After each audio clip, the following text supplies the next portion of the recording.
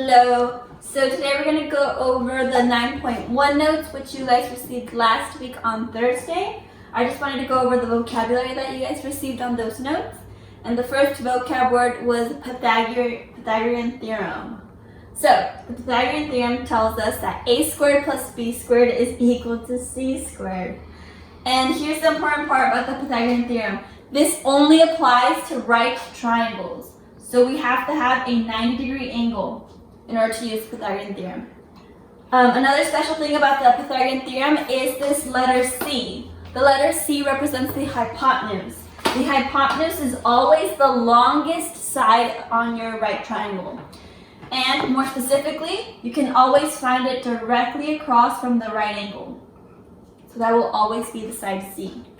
A Pythagorean triple is when we have three whole numbers that meet the requirements of the Pythagorean Theorem.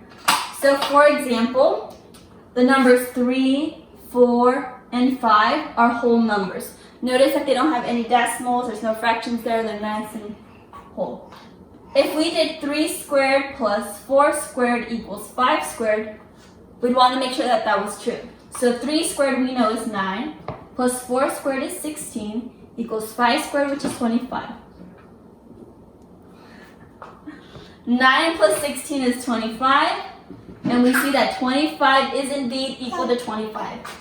So these three numbers, 3, 4, and 5, meet the Pythagorean Theorem. So we call them a Pythagorean triple. There's lots of different Pythagorean triples that you can find online and in your book.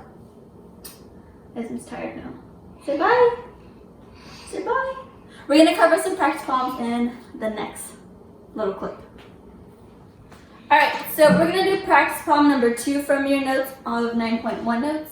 And it says that we have a flat pole that is supported by 2 wires as shown. Find the length of each wire. And here is the picture. Ignore my daughter in the background. She likes the attention as well. So we have a flagpole. And we're given that these side lengths are x. These lengths here on the bottom are 8.5. I believe it has units. 8.5 feet. And the height of our triangle is 15 feet. So we want to solve for x right here because we want to know the length that each wire should be. And what I'm going to do is I'm going to erase half of this side. And the reason for that is because I just want to be stuck with one triangle. So I'm going to erase this side right here. Now I have a nice right triangle.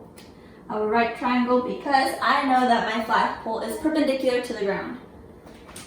So the height of the entire triangle is 15, so we can say that this height right here is 15. We're solving for x in this case. So what we can do is we can identify x as the hypotenuse, as c. That's the letter c.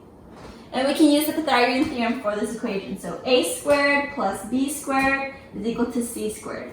When it comes to a and b, it doesn't really matter which leg is a or b. It'll all combine together in the equation anyways. So I'm going to label this as a, this is b. If you had this 8.5 as a and 15 as b, that's fine. We're still going to get the same answer. So I have 15 squared plus 8.5 squared is equal to c squared. I almost confused myself with this height right here. And now we're just solving for c, so you can plug this into your calculator and solve. I would get 72.25 plus, well, that's 15.1 feet, sorry. Plus 288.01 is equal to c squared. And to undo this square, you're going to take the square root, because whenever you take the square root, that undoes the square. So you just take the square root of the whole thing, and you would have gotten c, or x in this case,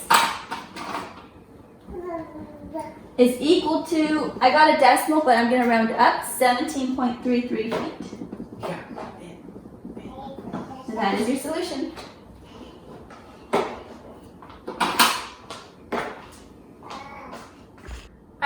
now we're on the second part of the notes that you guys got on Friday for 9.1. And it went over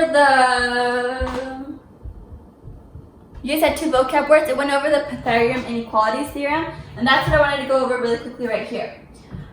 Whenever you want to identify a triangle, you can use the Pythagorean theorem to do so. So we know that right triangles meet the Pythagorean theorem, meaning that a squared plus b squared will always be equal to c squared.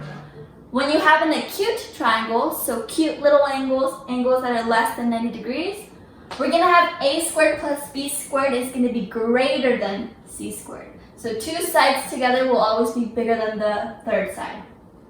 For an obtuse triangle, a squared plus b squared will always be less than c squared. You're going to have one big side, one really big angle. For these, when it comes to c, again, it will always be your longest side.